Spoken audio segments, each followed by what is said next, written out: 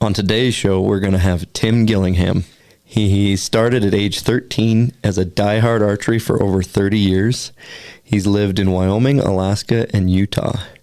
He's got multiple species under his belt and multiple championships. He's been dominating the men's NFAA Pro Shooter of the Year for many years. He's got IBO championships and many more. He's also a Gold Tip and Bowtech Pro Shooter. So sit back, enjoy. We're going to pick Tim's brain about all things archery. This episode of Radcast Outdoors is brought to you by PK Lures, Bow Spider, and High Mountain Seasonings. Fish on! Hey, Radcast is on. Hunting, fishing, and everything in between. This is Radcast Outdoor. Here are David Merrill and Patrick Edwards.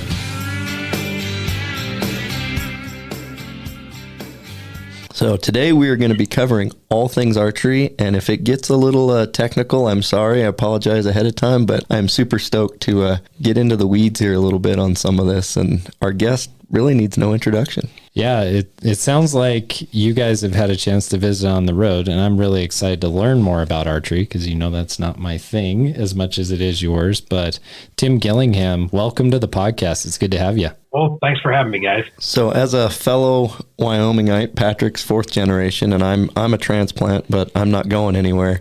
Give us just a quick intro of from starting in Wyoming to where you are today. Oh, I left Wyoming in 1989, joined the Army, get out of the wind, you know. If you ever watch an arrow fly sideways in Wyoming, you're really hard to launch an archery career from there. So, but no, I joined the Army, kind of try something different, get out of Rock Springs where I grew up. I always wanted to go to Alaska, so that kind of got me there. And I lived up there for another 5 years after I got out of the military. So, got to be able to do a lot of different things. Learned how expensive it is really to enjoy Alaska. So, and then I moved down in 97 to Utah. I kind of had visited down here, and it's fairly close to where I grew up, and they had a really good archery community here. And that was kind of my main goal behind moving, is to try to pursue somewhat of an archery career. It had its ups and downs, but it's all kind of culminated into, a successful career in competitive archery, which at one point I honestly didn't even think it existed. I've been working at Gold Tip Arrows for 21 years now. I head up their pro staff and run all the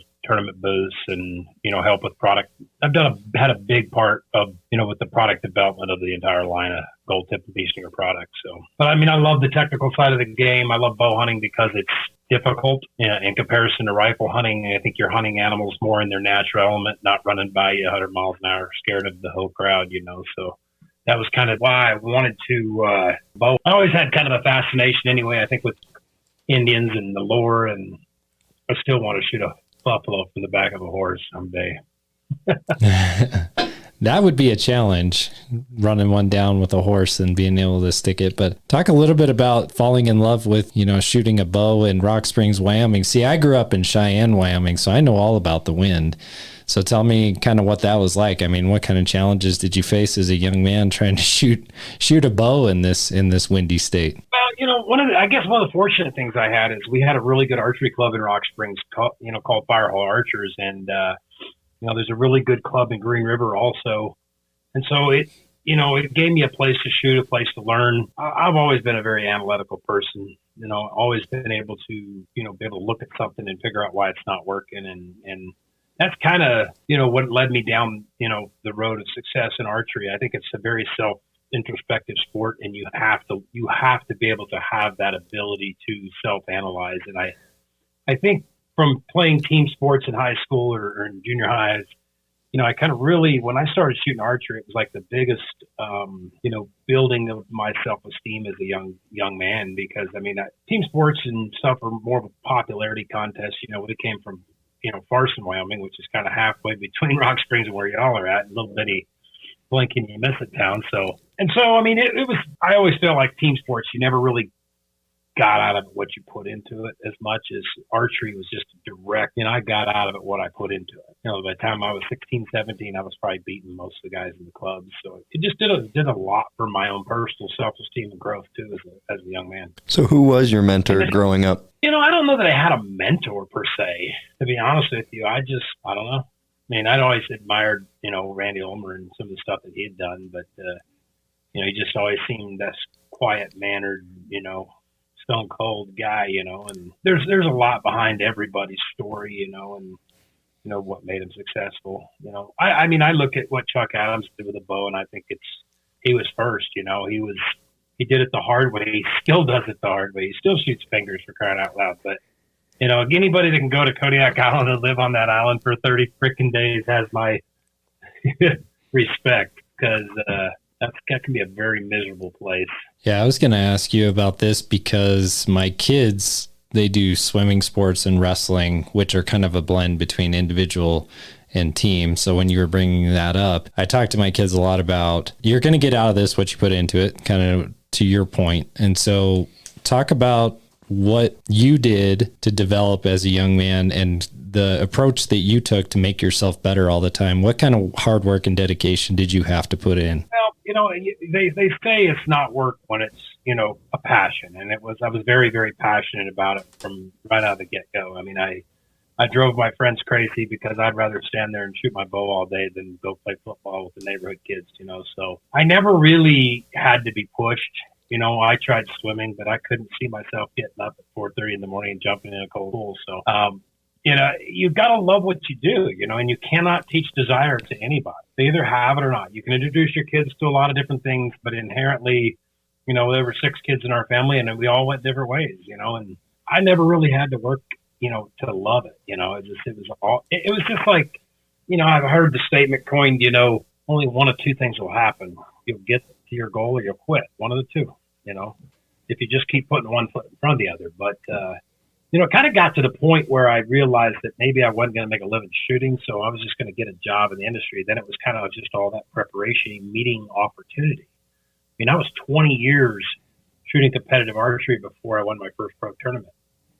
The kids nowadays, they don't have to learn all these little things that we're teaching them. If you can go on Gold Tips YouTube channel and get my entire 25 years of learning how to tune bows in 10 minutes, and you don't have to learn it. I had to learn it all the hard way. I had to learn how to level sights. I had to learn how to do all the technical stuff. I had to, take what people were saying, and then I've always been a person to prove it to myself, and it doesn't always shake out the way the status quo says it should be. So, but that to me is the fun of the journey, and it's even 40 years in, still learning, still picking up things by, I think the best decisions and the best products are always made from, several top level individuals, all with their input. And, the same thing applies, to competitive archery. If you can get people to share their information, kind of like Brian Litz does over with Applied Ballistics and in the rifle side of the world. I mean, the guys, these are just really smart minds that are all getting together and developing, the sport. So to me, that's the fun of it. That really is the fun of it. And then just taking the sport to the next level. I just watched my buddy Kyle Douglas put on a clinic last weekend. And, as a kid I grew up with since he was 16. I think he's now 25 or 26. And, man, he's just one of them that's just wired for it. And, again, his learning curve, he's now in his prime of his life with all this knowledge, where I was kind of past my prime when I got all the knowledge, So, that's why you're seeing so many good shooters nowadays. And of course, the equipment's better, but I don't even think the equipment is that big a deal compared to what it was 20 years ago. It's really not that much difference. I mean, in 97, when I was getting ready for my Dull Sheep Hunt, I was shooting groups like this at 100 yards. I mean, maybe the slider sight wasn't quite as good as what we have now, but it was still adequate. Maybe it was more of a pain in the butt, to mess with the broadheads I was doing, or the arrows I was shooting, had outserts on them instead of some of the different stuff we have today. But all in all, I don't think the equipment, it means as much as the knowledge. Rangefinders definitely changed the game. I mean, especially for the bow hunting. I mean, it was just night and day. So, speak to the similarities and the differences of hunting and target archery. Well, most of the people that I shoot stateside with are hunters, okay? And the mentality that it takes to be a good competitive shooter bleeds over into bow hunting. You know, it takes that attention to detail. You know, there's a lot of guys that are good bow hunters are terrible shots, you know. And one of the guys you watch like Levi Morgan on it, you know, how he's fast tracking the super slam, well, because he doesn't miss. I mean, how many guys, you know, Tom Miranda said he missed three desert sheep before he killed one. Most of us get one shot at that, you know, if we do, you know. So I have learned more for hunting related shooting skills, getting ready for tournaments than I ever did or ever would have just being a hunter, you know. It's just, there's so much technical expertise in there when you're a bow hunter. Okay, it's not like a rifle. You can't just go down, somebody sights your gun in, hand it to you, dial the scope. You know, my buddy's kid shot his first deer at 960 freaking yards for kidding. You know, I mean, that's the stark difference. Bow hunting is still bow hunting. Okay, I don't care how good you are. I don't care that I could shoot a paper plate at 140 yards. It's bow hunting, and once you get into that bow range, it is extremely difficult to get the yardage, your sight set, and get a quality shot on that animal. I mean, it just takes especially spotting and stalking on the ground. I mean, they just have a sixth sense and they know you're there. So, you know, it just takes different techniques. But again, it just takes passion for what you're doing. I watch some of these guys that are like Marlon Holden that just love mule deer hunting, man. He spends an inordinate amount of time, you know, in the mountains chasing them, and you can't argue with his success and you can't argue with his passion. You know, I would never put that much into it. I mean, I couldn't get away with it, number one, but Mama would strangle me. But but I sure envy him sometimes. So you've hunted a lot of big game in your career. What's your favorite to hunt, spot and stock specifically? You know, of course, in my core, I wish I could sheep hunt. You know, Doll sheep hunting was just phenomenal when I lived in Alaska.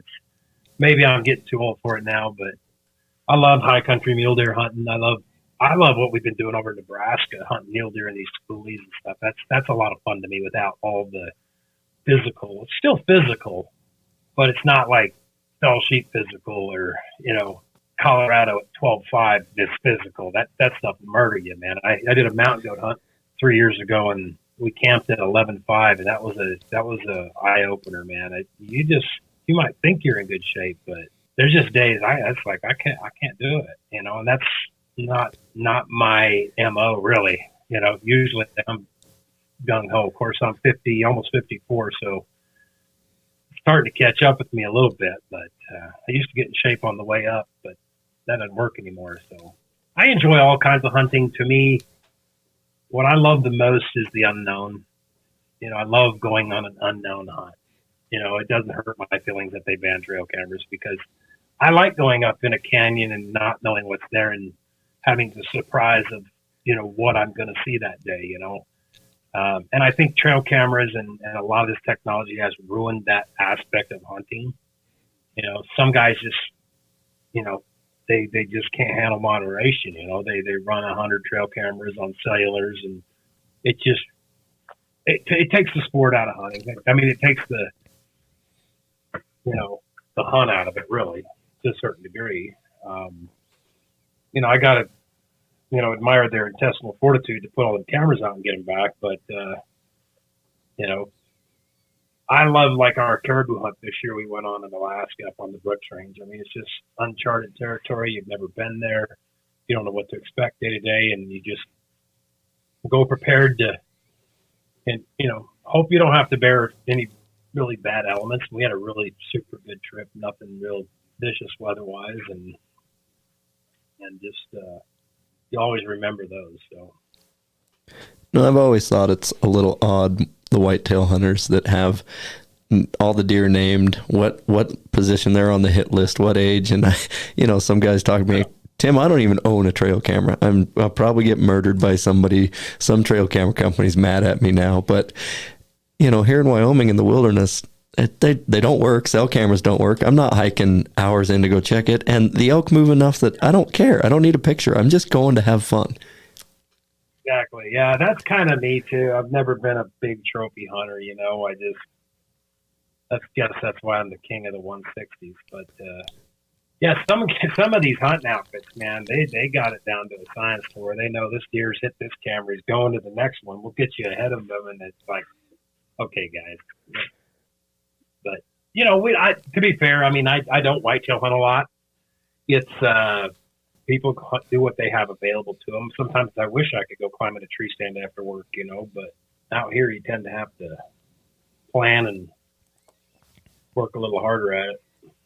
Well, Top of Utah Archery invited me to go do a whitetail hunt. I went 2 years in a row there with Lance Postma back east to Missouri. And, having lived in Alaska like you and having done the Dall sheep stuff and having elk and mule deer in my backyard available, it was intriguing to go do. And I will say it's terribly exciting when you get a big buck starting to come under your tree. It's unnerving, more so than bugling in a bull elk would be. Hey, it's tricky. I mean, I went down with a kid this year in Kansas, and this guy killed he was 16 and killed 3 bucks over 180. But then I kind of figured out real quick that he'd done it over feed, and he really didn't have any And I'm not an expert. I don't know that. I really don't know that much about whitetail hunting. Just logic, right? You got to play the wind. Period.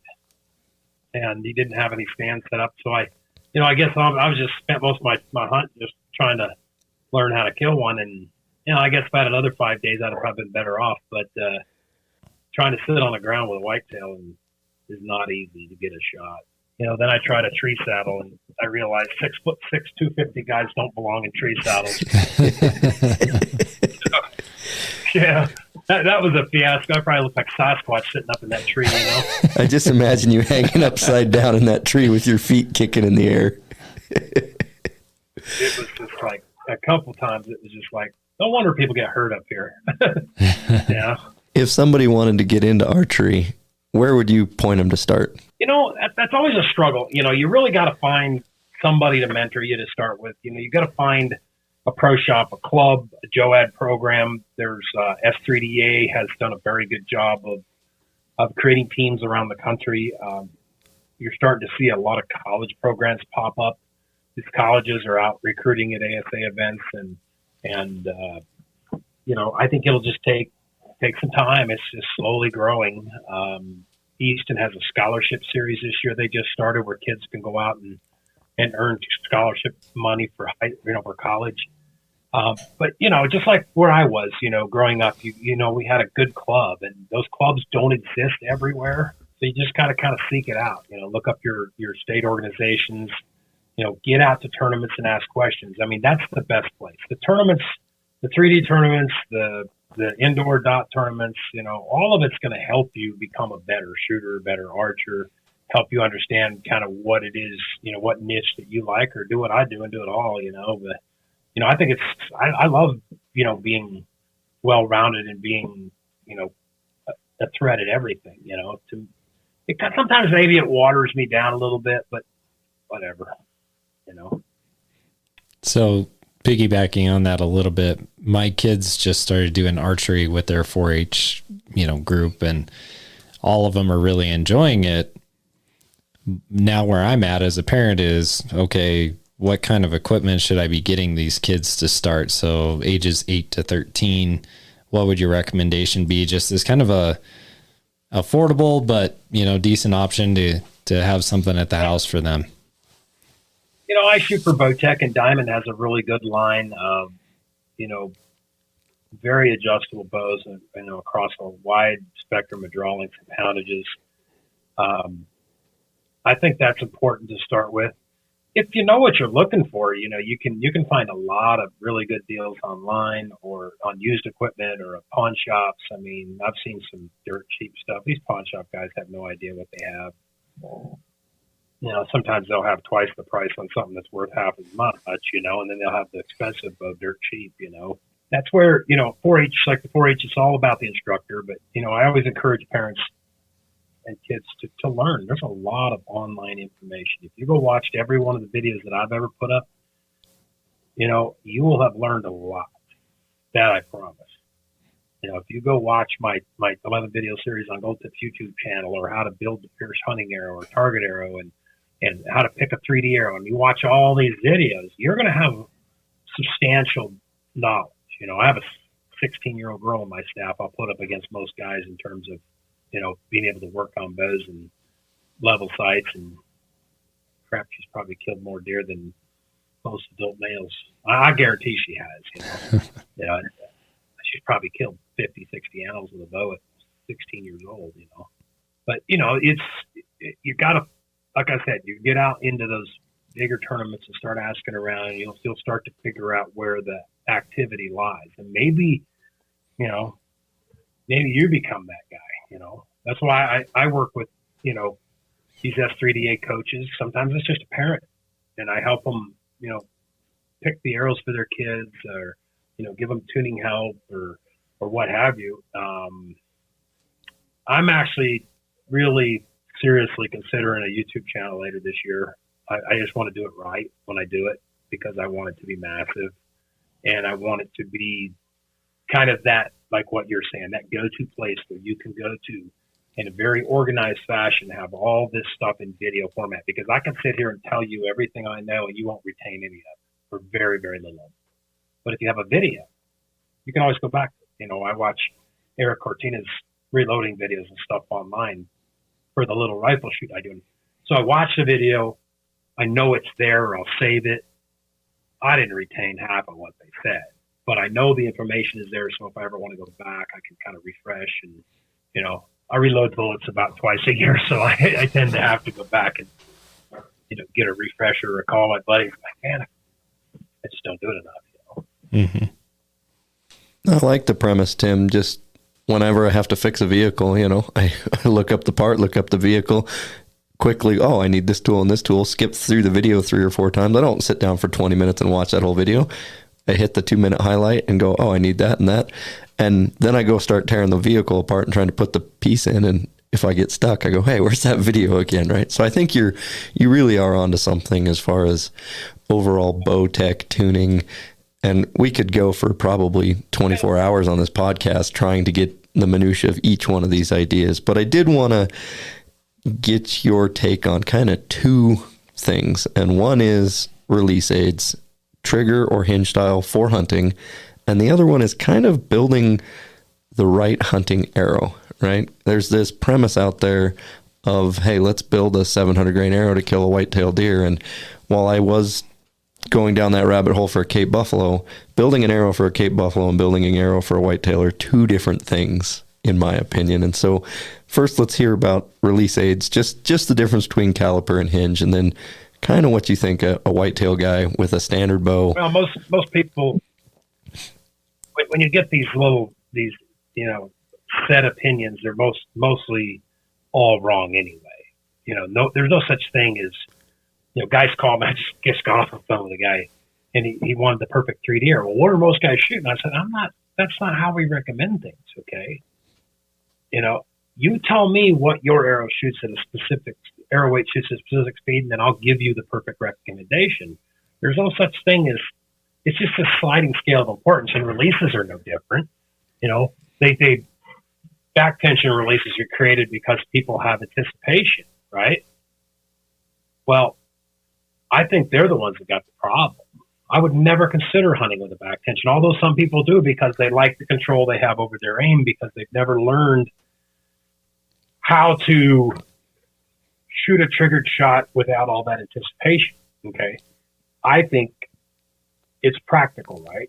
Am I more accurate with a single pin sight in a hunting scenario? Absolutely. But is it practical? Oh, I've learned over the years. I started with a 1-pin mover on my doll sheep, screwed that up, went to 3-pin, been to 5-pin, 6-pin, and now I'm at 7-pin. Every one of those is because I got burned, or watched somebody else get burned. And so, am I a little less accurate with one setup than the other? Very, very slightly, but it gives me options, and that's what we want in the hunting scenario. I shoot a wrist strap because I can hook in behind my neck. I can get that welding into my body and my face, and it kind of relaxes my forearm, and it keeps everything in line.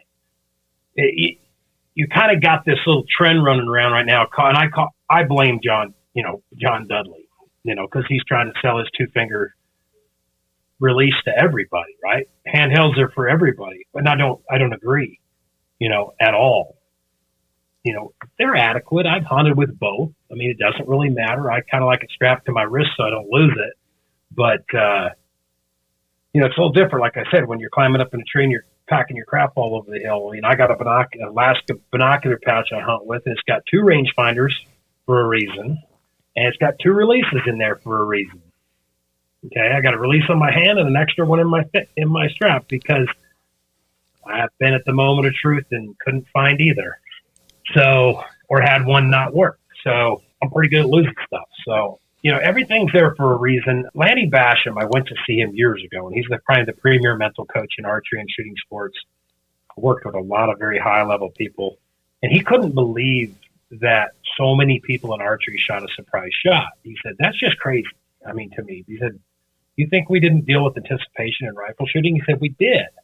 He said, we just didn't give people careers on it, and so it's talked about a lot, and we kind of get what we talk about. We get what we expect. We get what we tell ourselves we're going to get. And I kind of look at it in retrospect that I think a lot of it comes from the fact that most of the targets in archery are easy. Okay. They're big bullseyes. You're shooting a, inch and a quarter bullseye at 20 yards for crying out loud. It's huge. The rifle shooters would shoot a pencil eraser at 50 yards. You can't hold on that. So you have to learn to fire on that. And so what you're seeing right now in archery is guys like Kyle Douglas, Jimmy Lutz, Mike Flosser, myself. There's a lot of the top level guys that have learned how to trigger that shot, and they're just supremely accurate. When it comes down to the real accuracy style events, when you get a guy like Kyle Douglas that's equally good mentally as he is, can manage his shot style, he gets almost, unbeatable. The surprise shot guys will always tell you they can't beat a puncher on it when he's on fire. So, and there's no reason not to be on fire. I mean, all your top level rifle shooters shoot that way. When I learned, nobody taught me. So I just shot it like I did a rifle, right? Or when we shot fingers, you just let go. Same difference. Then clickers came into play because guys got target panic, and it's just it's kind of a Band-Aid, right? The back tension is, but to me, it's not practical at all. I watched a buddy stab an elk in the shoulder one year. We waited all day on this big bull and come down the ridge, and he held forever on that thing. I'm thinking I'd have shot this thing 3 times already, and finally the shot broke and he stabbed it in the shoulder, and that was it. But so some things are practical, right? So I even, from a wrist strap standpoint, I wouldn't shoot the wrist strap that I shoot in tournaments in hunting scenario because it takes too much movement. A lot of times I got to flick the jaw open on it. Well, that wouldn't work in a hunt situation, right? I want something that's fluid, easy. I tend to like something that's quiet. So I hunt with a Scott jaws. So when I pull the trigger, the jaw's open, and I can put it on the loop, and it closes. So there's no clicking going on. There's no noise. That's kind of, from a hunting standpoint, I tend to like a 1 ounce to 2 ounce trigger for target. I would take it for hunting, but I don't need it really per se. I can shoot a 1 pound trigger with no big deal. Some of these cheaper releases, you just can't get below that reliably. So I kind of want to shoot a hook style jaw for hunting. It's just easy to hook and load, but I haven't found one yet that I'm in love with. Scott's got a new one out that I really want to try. It looks like it has a lot of potential. So, and you've already given me some great advice as far as, I've been hunting a caliper style release, and I've been practicing for hunting for longer than I care to admit, to be honest with you, Tim. But, I've done all these things, and I've never been, the target archer guy. I just never got into it. And hearing you validate some of these things, I was on an antelope hunt, stalking out in the middle of nowhere, and looked down, and the top half of my release was gone. So I just had a fancy wristband, right? Hunt's over pretty quick then. Just this latest 20-day filming in Kodiak, I looked down in my bino harness and my rangefinder was gone. It's pretty hard to judge distance on a white goat on a green carpet in the mist. Yeah. And what's funny about that is I always dummy cord them to me too. So I always put a piece of shot cord on my rangefinder so that I can shoot and drop it. Or if it comes out, I don't lose it. I guess that's one of the things you learn in the Army, right? They made you dummy cord everything to you with 550 cord.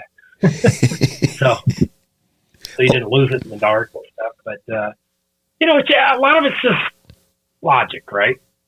It's like, I got a problem. How am I going to solve it? Okay. And there's more than one way to solve those problems, but that's kind of how I attack everything, really. So, most of these index finger releases, in my opinion, the trigger is way too far forward on the body, and that's all to get people longer draw lengths. The problem with that is it just crams you up here, and then your body's out of alignment. You want to get in around and in alignment, and so when you do that, especially when I hook my neck, I end up having to modify my triggers and bring them back a lot further. Eventually, again, like most things, if I want what I want, I'm going to have to build it myself. I talked to a guy last weekend about building a line of releases, actually. So handhelds are good options too, but when you shoot a handheld for hunting, what type of handheld do you use? I like, Carter's chocolate addiction because, again, you put it on the loop, close it, it shuts. You don't have a lot of clicking action going. You don't have to close the sear. I've got a couple of these Trophy Ridge handhelds, and I like the principle of them. I've shot them really well. They're made in China, and they're just they popped me in the face a few times, so I'm done there. So it's those kind of releases are there's so many of them, man. And I look back when I in like early 19 or late 90s, man. I think some of the releases we had back then were even better. The Fletchers are just phenomenal releases. The old Carters, original Carters, I think sometimes are better than even the new ones. On the arrow topic, and I know we could. You mentioned, arrow build is going to be pretty much set up on poundage, draw weights, specific to spine, specific to which animal. But one thing I wanted to highlight is I took my dad to Africa. He took a 55-pound bow with a gold tip hunter arrow and screwed a standard 100-grain broadhead on the front of it, right? He shot an eland at 27 yards and plumb buried it to the fletchings. That's a 440-grain arrow, and it was, for his bow and his build, it was spined right. It was the right spine. So obviously Gold Tip has their spine chart, and guys should start to follow that. But is there a crossover from target arrows to hunting arrows? Is there kind of a happy medium, I guess, so to say? Well, one thing that needs to be understood is that with compound and release, there is really no such thing as two-step. So that spine should be looked at as kind of a minimum threshold. The only place I make any capitulation to that at all is in micro diameter arrows that you might want to shoot them a little towards the weaker side, but I think that only really applies in target archery when you're running really small vanes, okay? Because a small target is a small arrow is a small target for the power stroke of the string, an off-center hit because you made a bad shot is a little bit more critical, okay? It's a little bit more detrimental, but then there's the flip side of that the diameter makes it up down range too. So I don't really pay too much attention to spine as long as the arrow is stiff enough. And if you look at my tuning videos, especially the one called Dynamic Spine Tuning, it will illustrate to you why that is important. The most important thing and where our spine thresholds are set on the upside is to where the arrows react consistent to each other. That is extremely important with broadheads, because if you've got one arrow shooting the left tear, that broadhead's going to the right. If you got one shooting a high tear, that broadhead's going low. That's the only guarantees I can give you. If you're having a hard time tuning each arrow to each other, then your arrows are too weak. Okay, so but when it comes to arrow weight, I blame the ranch berry. I would never consider talking on a subject I knew nothing, and it drives me crazy. I watch thousands and thousands of people send me pictures for the last 30 years, and on top of what I do, everybody thinks I can do what I do because of my drawing. Well, I've got this 16-year-old girl that went to Africa, shot a zebra with shooting a Pierce 400 or a Pierce 340, 60 pounds. She shot this zebra at 63 yards, and the guide was just like dumbfounded. It went 20 yards and tipped over with a mechanical broadhead, okay? Not only that, she's shooting a Thorn mechanical broadhead, which, I'm not going to tell you is the single best penetrating mechanical broadhead of ours. It's not. But what its attributes are is it's the most accurate, okay? And to me, that should be what people look at more than any other factor, is what is most accurate, okay? There's all kinds of ego involved in the heavy arrow game. Not necessary. I've never hunted with an arrow over 515 grains ever, except probably back before carbon arrows existed. I remember shooting a moose in Alaska with a 25, or what was that? probably a 22-19 with a bare razor head. Probably the worst penetration I ever got on an animal. Got about 10 inches. Hit right behind the shoulder. Because that arrow is like a big giant slinky, Carbon arrows, I'd much rather shoot that moose with a 350 grain arrow doing 320 than I would ever have wanted to shoot it with that. And Joel Maxfield does a lot of really good stuff. You really your listeners want to look up some really good information. Look up Joel Maxfield's test that he's ran on. He put a lot of it up on Facebook. But he's basically, showed and proved that kinetic energy is the proper formula. That tells you how much energy is put into the arrow. And the reason heavy arrows don't work as good is because, or don't gain substantially more, is because the bows built nowadays are extremely efficient. If we take a recurve, for example, it's not a very efficient bow. It doesn't transfer energy efficiently into the projectile. So therefore, a heavier arrow will have a little bit more energy when it comes to penetration. So that is not the case with the modern compound bow. And, I've got several women on my staff that are shooting 600 velocities with Magnus stingers on elk, and they're getting full penetration. Corky Richardson out of Arizona, his ex-wife and his daughter-in-law both have crushed a ton of stuff, including grizzly bears, moose, lots of elk, and I'm talking big bull elk, 350, 370 bulls, big suckers, and big-bodied animals. And broadhead choice is probably the most important thing in terms of penetration. Shot placement and arrow flight are huge. But arrow weight, I got a guy I'm trying to get on Aaron Snyder's podcast his name's Jim Bass. Jim Bass killed more giant whitetails than anybody I know of. I mean, he's from Manhattan, Kansas. He's an older guy now. And we shot NFAA tournaments with him for years. But you know what his arrow he hunts with is? 260 grains. 30 years ago, he was shooting 340 foot a second. Again, he's solving a problem. In his mind, the problem was, I'm dealing with an animal that's fast, jumpy, it's going to jump the string, and this is my solution to it. He shot 3 LO4s back in the day, with a rocket 55 grain broadhead machined down to glue right in the end of the shaft. So now he's just basically using the same broadhead glued in the front of a VAP TKO. So he's got a very lightweight arrow, and I ran into a buddy of his at a tournament this year, and he's basically got a 280 grain arrow doing 320, doing the same thing. And they're just blowing right through them like hot melted butter. But yet, you got the ranch berry on the other side saying I'm unethical if I don't hunt with a 650 grain arrow for whitetail. Well, let me tell you the number one problems I have as a bow hunter. Number one is the distance from here to there. So what are my solutions? A rangefinder is first.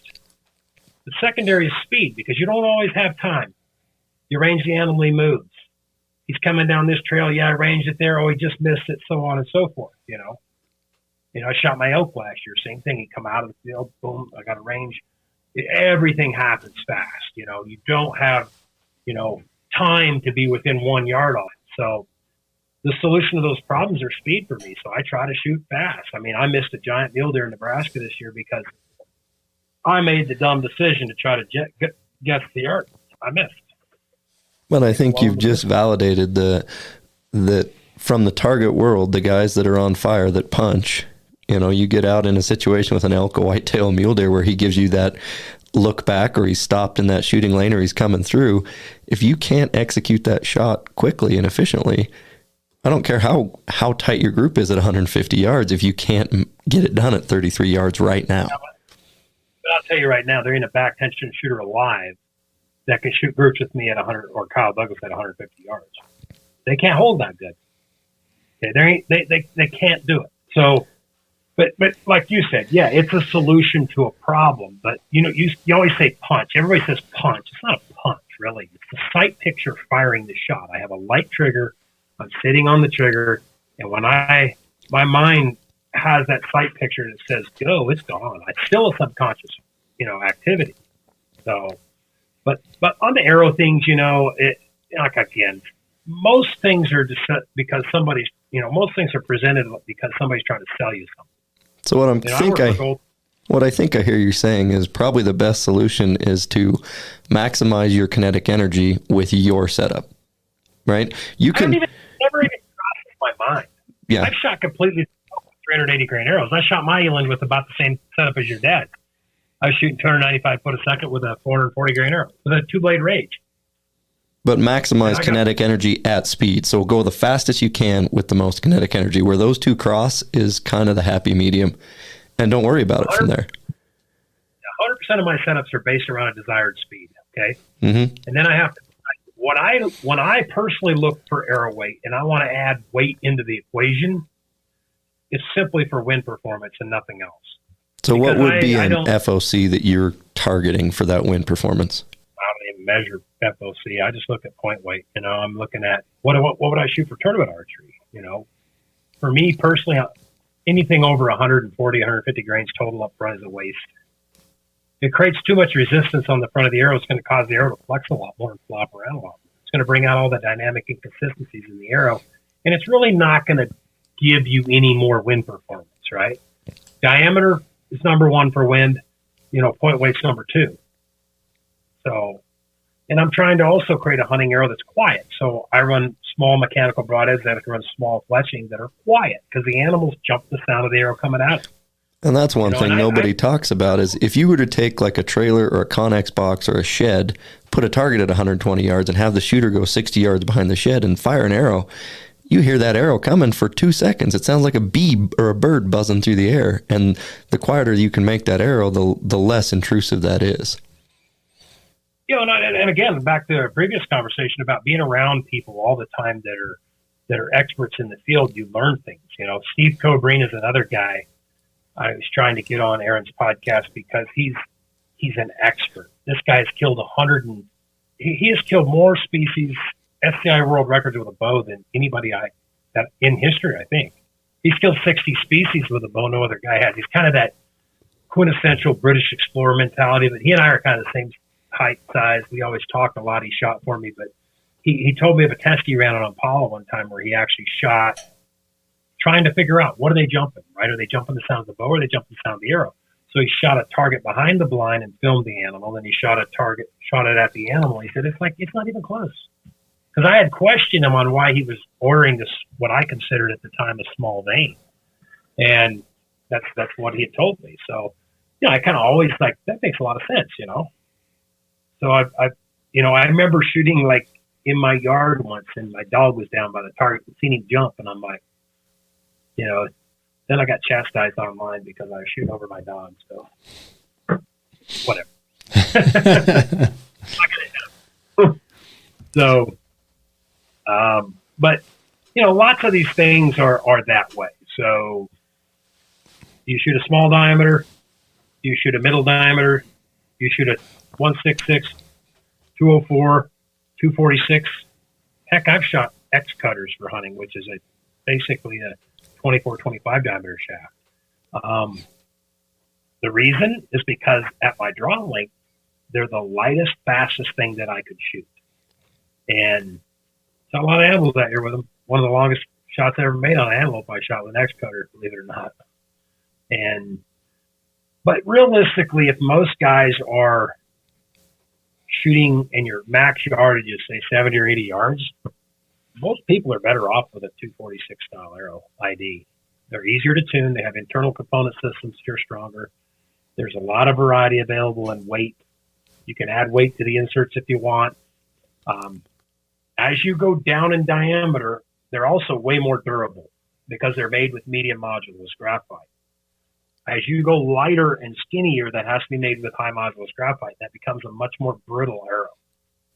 So if you're from the fishing world, you pretty much understand that with fly rods and stuff, that pre-preg rolled carbon fiber rods are way stronger than other models. There's some companies out here that build a inline cured carbon arrow, and it might be cheap, and it might be made in the U.S., but it's extremely brittle. It holds a memory when you bend it, so you can eventually shoot the accuracy and spine out of it. And it just doesn't take as many people to build the product, right? But it doesn't build as good a product as, say, a pre-preg rolled carbon arrow. When we get into the airstrike arrows that Gold Tip makes, that's pre-preg roll, but it's high modulus graphite, so it's going to be a little bit more brittle. Okay, if I take a Chaos You've seen our Bren tester at the trade show, right? I took a chaos and stuck it in a Cape Buffalo at 20 yards, and the broadhead wadded up and the arrow held up just fine, right? And that was a 77-pound bow. I mean, they're crazy. They're crazy tough arrow. If you want a tough arrow, just buy a chaos and go hunting. That's the end of the argument. For a pro hunter, yeah, really hard to beat. I mean, I got another shooter over in Australia, Owen Stronald. He was on the front page of our catalog a couple years ago, and this guy has killed, I don't even know what the number's up to. It's got to be close to 400 water buffalo with a bow. Okay. If anybody should be talking on penetration in a bow hunting scenario, it should be a guy like that, right? You know, he shot most of his Cape Buffalo with, or his water buffalo. Chaos. Pretty dang close. A lot of them with a Chaos 200, anywhere from a 485 grain 250 spine Pierce to a 500 to 520 grain Chaos. I think broadhead selection's way more important in that scenario. It's a 2-blade cut-on contact broadhead. Exactly. So, and I'm just curious, standing on the line, shooting for money, what do you do to prep to get ready to do that? I mean, that's a world that I haven't entered, or I mean, what is different in that arena than hunting? The hardest thing to handle, and it has a direct correlation to hunting, is the nerves. You know, I mean, learning how to. Some people just struggle a lot with it. Some people don't at all. You know, and it's kind of crazy. I attribute it to type A and type B personalities a lot. You just got, in order to get more comfortable in that scenario, you just got to normalize it, right? You know, Jim Burnworth shot 100 freaking elk with it, but he probably doesn't get jangled anymore. I still get jangled when they jam in, you know. You know, same thing goes. You know, I remember having an elk in Montana to charge in. Just it wasn't even a big elk, raghorn 5 or 6. I don't remember what it was, but I just remember just shaking. And the only thing I could think was, do what you do in a tournament scenario. Just make sure you're pulling, because it'll always hit behind, you know, where the pin was. And if you're not pulling, if you're collapsing because you're nervous and your body wants to collapse, then you're no telling where that arrow's going to go. So, but you pick up on little things like that in tournament archery that prepare you for, you know, what you see in the woods. I had a mule deer 2 years ago, same thing. It was a pretty long shot, and I'm like, it wasn't even a big buck, you know, and it was like, I just felt myself trembling. I'm like, okay, make sure you pull. So, but nerves are, yeah. In the hunting situation, the first thing I tell people to do is slow down. You absolutely got to slow down, okay? Because your mind has got an adrenaline attack. Your body has, and your mind says, I want rid of this feeling. So the first thing you got to do is slow down. Second thing you got to do is visualize what you want to see happen.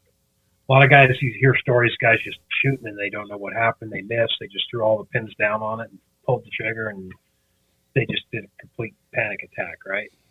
And so if you'll take the time to think, I'm putting that pin right there, just that little split second, you know, will kind of imprint that picture. When I'm shooting an ASA tournament, I look at my binoculars, I fuzz up the binocular about what I see going to see in my sight picture, and then I kind of take a visual picture of what I'm going to see when I look through my target scope.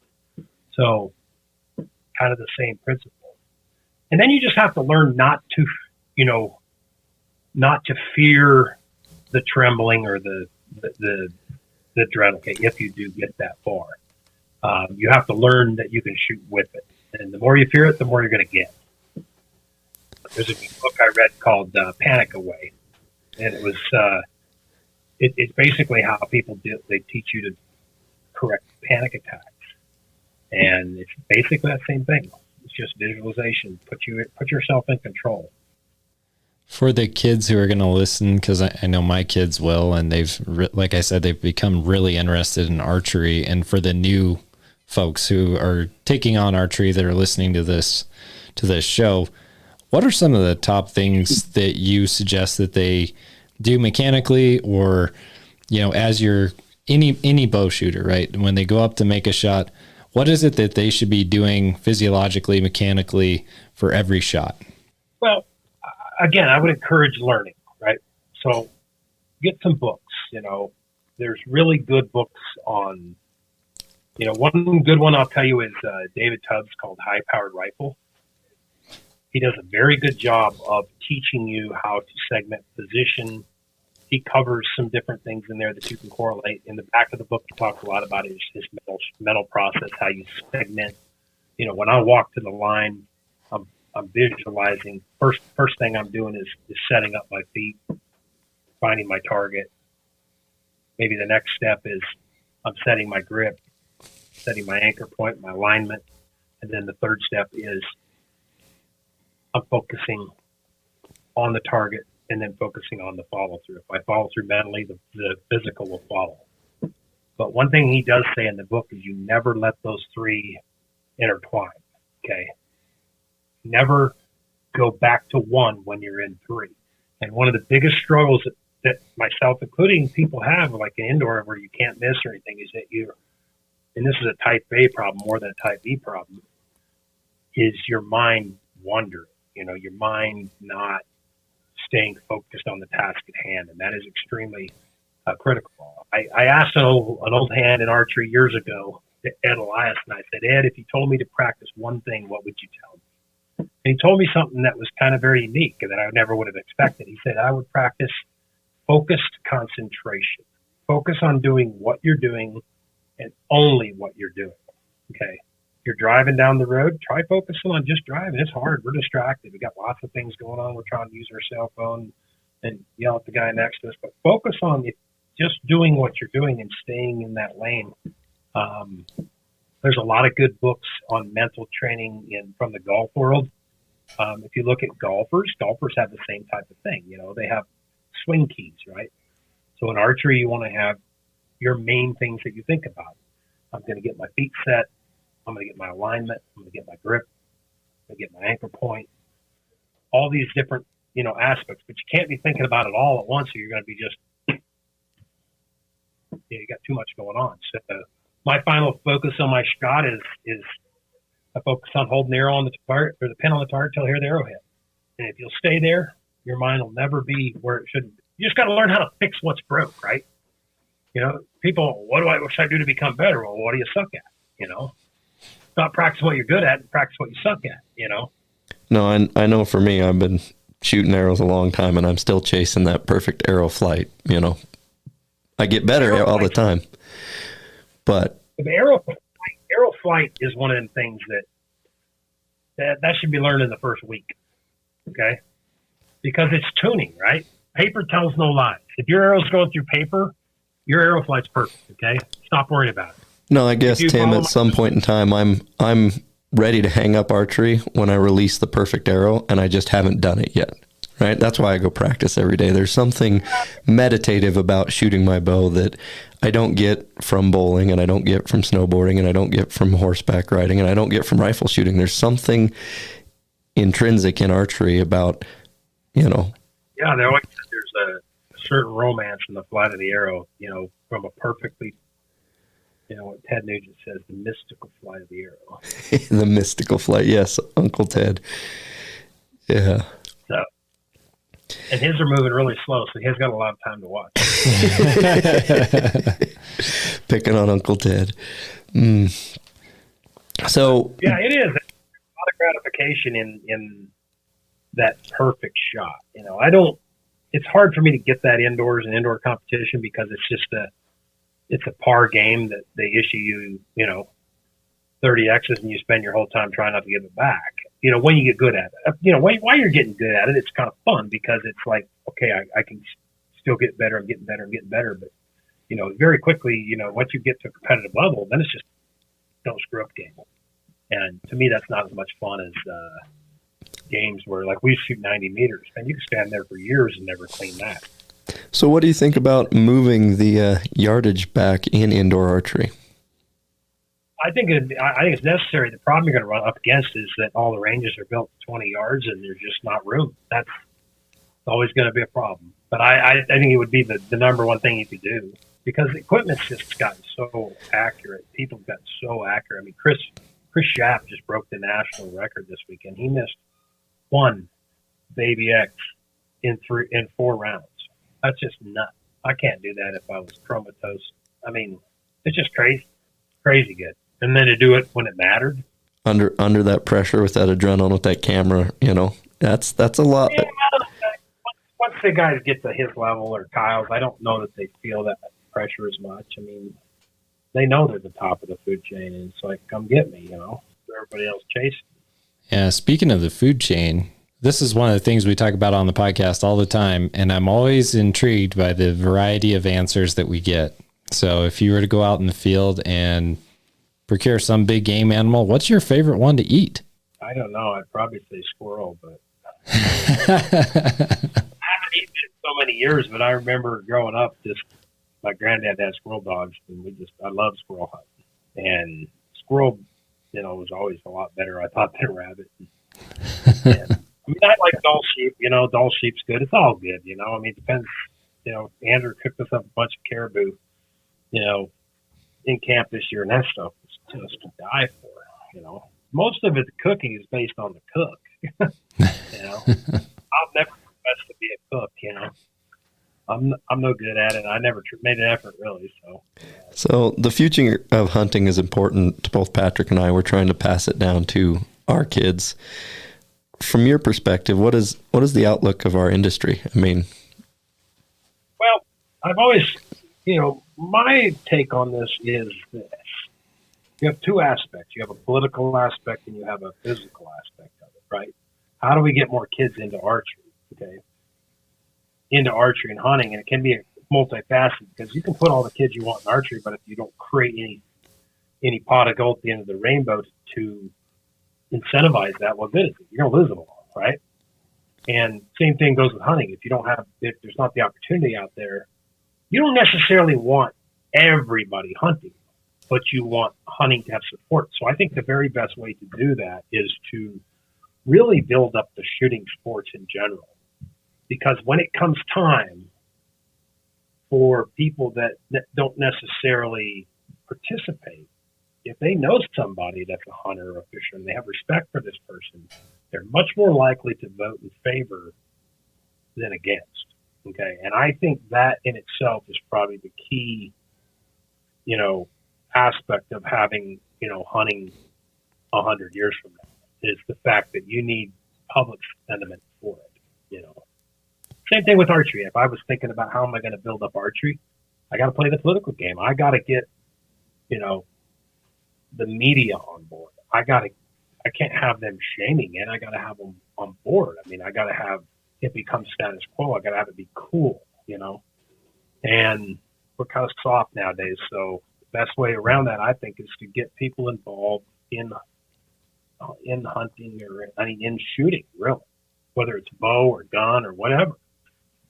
Get them to meet people, get them introduced to people outside of their norm, and they're much more likely, like I said, when it comes time to vote yay or nay or defend it one way or the other, that they're gonna vote for it than against it. Yeah, I think you make a good point. The sphere of influence that you have, it's important to use it in a positive way to show that the sport is a good thing and not a bad thing. I know that oftentimes our story gets told for us by Hollywood and by the media, and usually it's not a real good picture, right? They try to have something that's clickbait a lot of times, where if you sit down, you have dinner or drink with somebody and you say, hey, this is why I do this. This is why I love this so much. This is why I care about it. That's going to mean a lot to that person, and they're going to see, your heart and soul behind it and have a greater appreciation for it. Yeah, that's why we really got to be careful in showcasing hunting with all the egos involved into it, because that is probably the biggest turnoff. It's the biggest turnoff I have is even as a hunter is when guys, they call hunting a sport. And I don't know if it would be as much a sport as it is a lifestyle. But if you treat it as a sport, and then the question always is, well, do you eat it? Mm-hmm. You just shoot it? Or yeah, we eat it. I grew up eating nothing but wild game. My parents never bought me, ever. I don't ever remember my parents buying meat. I remember shooting 3 antelope, 2 deer, and 3 elk, and by spring, by hunt season, this time it gets more meat in the freezer. So I grew up hunting, as we hunted, we ate what we shot. But it's not just that. It's the oneness with nature. It's the I don't know. It's that you shouldn't be guilty about loving the pursuit. The pursuit of wild game is exciting. It's the hardest one. Trophies or animals are the ones that mean the most, not necessarily the ones with the biggest horns. I got an elk on my wall up here, the first one ever shot with a bow. I worked my guts out for it. And it's not as big as the one I shot 2 years ago, but I guarantee it means more.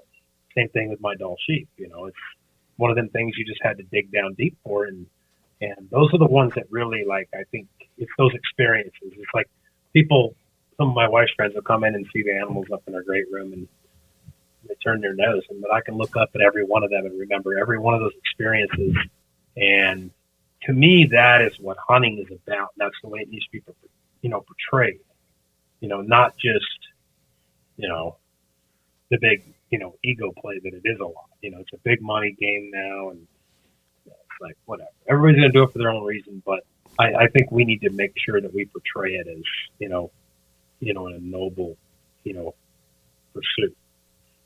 So how do we teach that also to our kids and to these adult onset hunters and anglers to have that perspective? I mean, what kind of conversations do you have when you're coaching someone along? I don't know if there's any other way than just, getting them in a tree stand and letting them see nature in its finest, or, putting a rut and bull elk in their lap, or, I just think that's what's missing, that, we were 15, 16. I mean, we were out running around the hills and doing it ourselves. That's all we ever wanted to do, but we didn't have the influence of social media and phones and 24/7. And, I look at my two nephews. If everybody wants to change this game, you pick one or two people or three and you affect their life in a positive way, and we've tripled our numbers. So that's the only way it's going to happen. I mean, I got two nephews. My brother died when they were pretty young, and one of my goals is I've got them both bows, and eventually when they're out of college, I want to get them hunting. At least let them try it, and that's going to be on me to kind of flip the bill in the beginning and get them going. It's harder nowadays though, because it's hard to take the family hunting, especially out west in Utah, with how difficult it is to get a tag. But there's other opportunities. We can go hog hunting, and everybody likes some good pork sausage, and so it's a way that you can take them, hunting and have that experience of hunting, and, take something home that they may want to eat. I think you've touched on the best part is it's hunting, it's seeking for what you don't know where it is, right? And the disconnect we have in nature, I think the best part is feeling the dirt under your feet. I would never have thought, growing up like I did, wild and out and building forts and, throwing mud balls and doing whatever I did. I was always connected with nature, always doing something. And kids nowadays are in a plastic box and never even get dirt under their feet, just live on concrete. How do you explain to somebody what hiking up in the dark in subalpine terrain and the smells and just the cool air, you just and the cracking of daylight, and the anticipation of what you're going to see, if you just can't explain that without taking somebody, they're not going to relate to it. A person in New York City will never relate to that, ever. And there's some people that have done a good job. I think, I like the way Jim Shockey portrays with his show. I like, even Stephen Ranella, some of the stuff that he does, and the way he showcases it makes it fun and exciting, and it's not always about killing the biggest animal. But to me, that is the love of the game. But too often, it's just the biggest trophies and stuff that get represented as the creme de la creme of hunting, rather than just the experience, man. I mean, it made me a stronger man.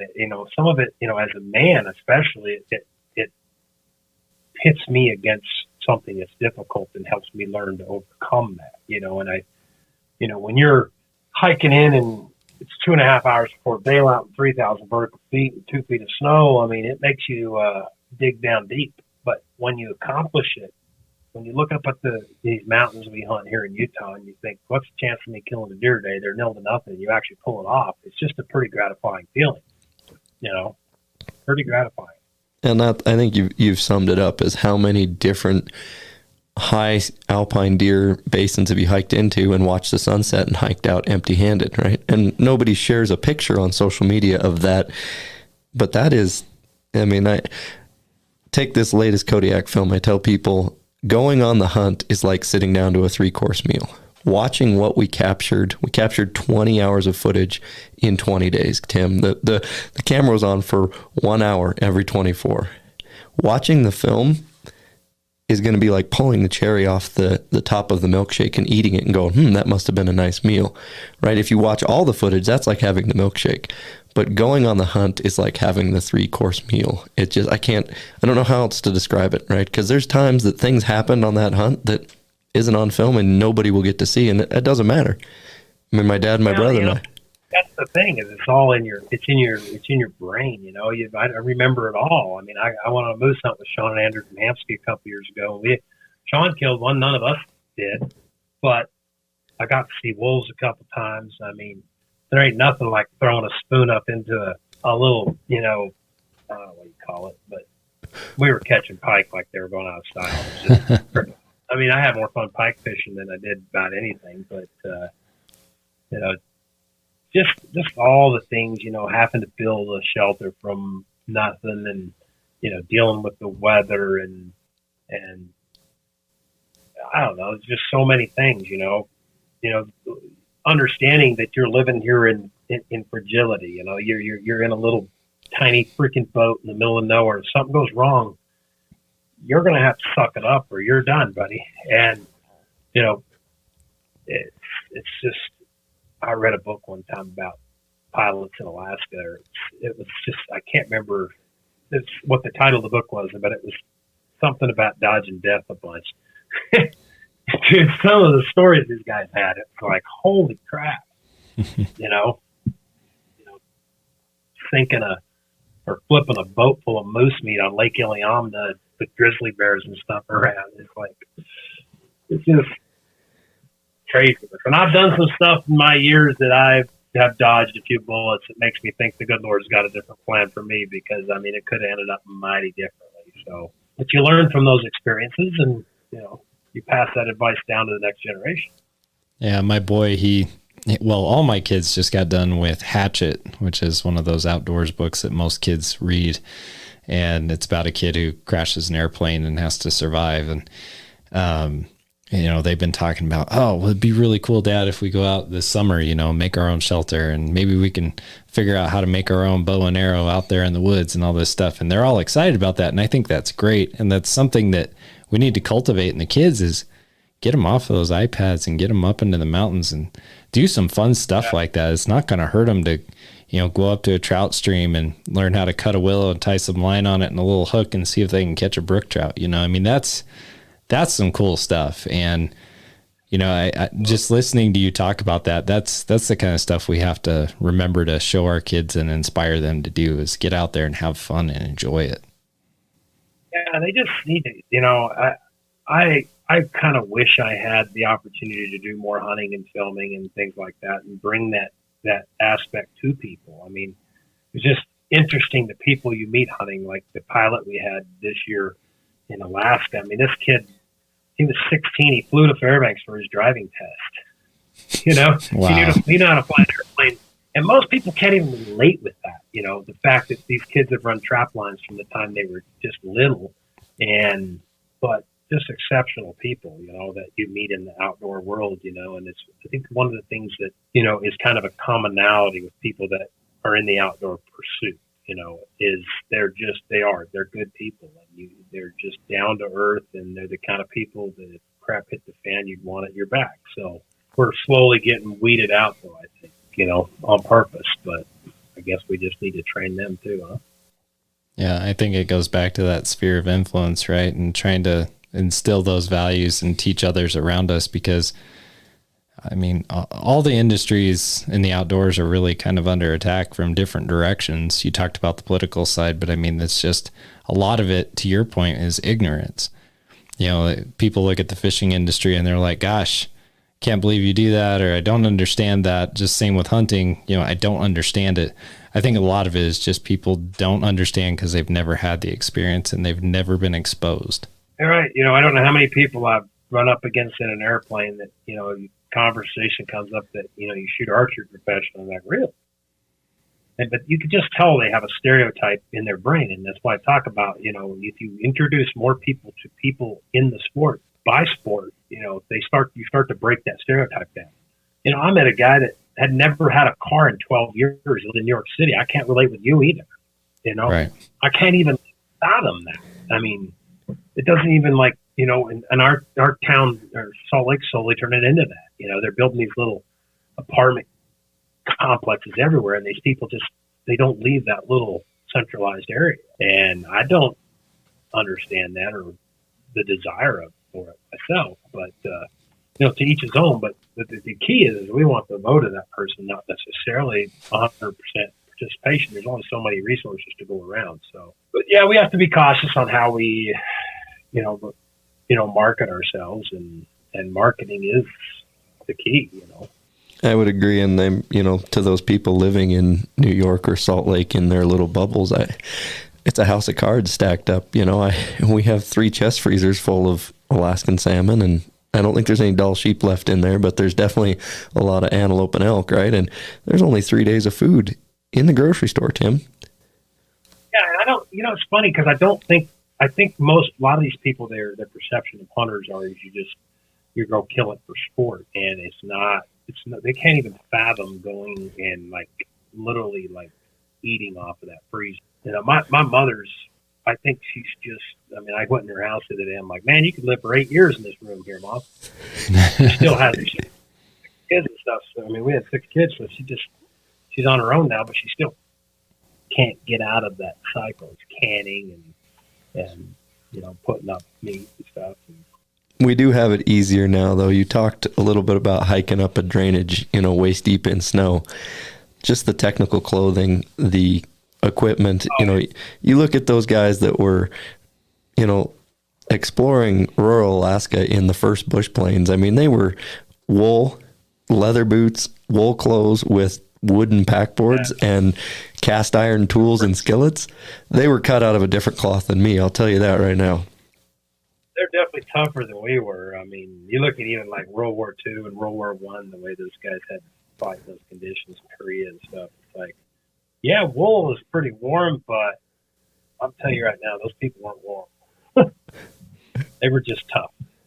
I wasn't warm on Kodiak the whole 20 days, Tim. It rained 18 of 20. I was wet all day, every day, in technical, good clothing. The key to Kodiak is you got to be able to have a fire to get dry every night, and then it becomes doable. Or it's a suck fest. or you just get lucky and get 10 days of sunshine, and I've been twice now, and I haven't seen it yet. Yeah, right. You know, we hunted in November a few years back, and it was awesome. It was awesome. I mean, we couldn't ask for better. But we had a Kafaru teepee with a stove with driftwood, cedar driftwood. Oh, man, it was so nice. You're sitting there in the night, and that was half the fun of the whole trip, you know. Just all the conversations and stuff around the fence, you know, the fire. Yeah, those little stoves are nice, and they put out the heat, and having that cedar is pretty nice too. Burning cedar is awesome. Well, putting that stove up and that Kafaru teepee in your backyard and saying, hey, I'm going to sleep out there tonight versus a house, it doesn't look so appealing. But when you look across the vastness that is wherever this remote wilderness is you're in and there's nothing else, that looks like a 3-story castle. I don't need to practice sucking. Deal with that when the time comes. Yeah. Well, Tim, this has been really good for me and informative, and it's cool to actually meet you. I've heard a lot about you, you know, over the past few years. And, you know, again, I'm definitely a novice when it comes to archery, but if someone wanted to go and learn more, where's some places that they can go to pick up more information, learn more about what you're doing, and get that critical knowledge? Well, again, at first I would, you know, just visit some of the, you know, you can Google my name and get all kinds of tuning information. Your main organizations for archery are ASA Archery, NFAA Archery, and USA Archery. And between those three, you're going to find something that's going to fit. If your schools want to get involved with NASP, it's another big thing that's introduced a lot of kids into archery, and you can thank Matthews for that. But then kind of the offshoot of that is S3DA Archery. S3DA Archery is designed to get a kid into his first equipment that actually fits him and get him hunting and get him shooting, competitive 3D. And they've been very, very successful in that. So they can kind of give you, if you're a parent and you're wanting to get, that involved in your kid's community or your kid's school or something, they have those programs already set up. So they have gear packages set up that you can actually purchase. Maybe you get a grant for them or what have you. So, but in your local pro shops, depends on the pro shop, as to how much knowledge and expertise they have. There's some very, very good ones, throughout the country. So, that's kind of the starting point. Like you said, your 4-H programs have archery, the YHEC programs, stuff, different other shooting sports. And, it's not just archery, it's all shooting sports. My buddy Kevin Wilkie coined the term shooters shoot, and I like it. I like shooting competition with a rifle as much as I do with a bow. It's different. You're always learning stuff, But I kind of tend to like to be a jack of all trades and master of none. But the rest of that statement is a jack of all trades, master of none is still better than a master of one. Yep, that's right. That's right. You're well-rounded, Tim. So, again, thanks for coming on. We'll put some links into some of the info that you've put out there. At least diamond for the kids' bows, and gold tip arrows. Kinetic Chaos is my vote if you want one that's not going to break, for sure. Thanks again for listening to the Radcast Outdoors podcast. We hope that you've enjoyed the show. If so, please go to Apple Podcasts, Spotify, or wherever you're listening to this podcast and subscribe, share, and give us a 5-star rating, which really helps other people find the show. You can find all of our shows, recipes, giveaways, videos, and much more at radcastoutdoors.com. While you're there, please help support the show by purchasing a Radcast Outdoors shirt or hat. Please don't forget to follow us on Facebook and Instagram. We also have a Radcast community on Facebook called Radcast Nation, and we'd love for you to join in the conversation there. And of course, please help support our sponsors who make this show possible. Thank you again to PK Lures, Bow Spider, and High Mountain Seasonings. Until next time, get out there and enjoy the outdoors.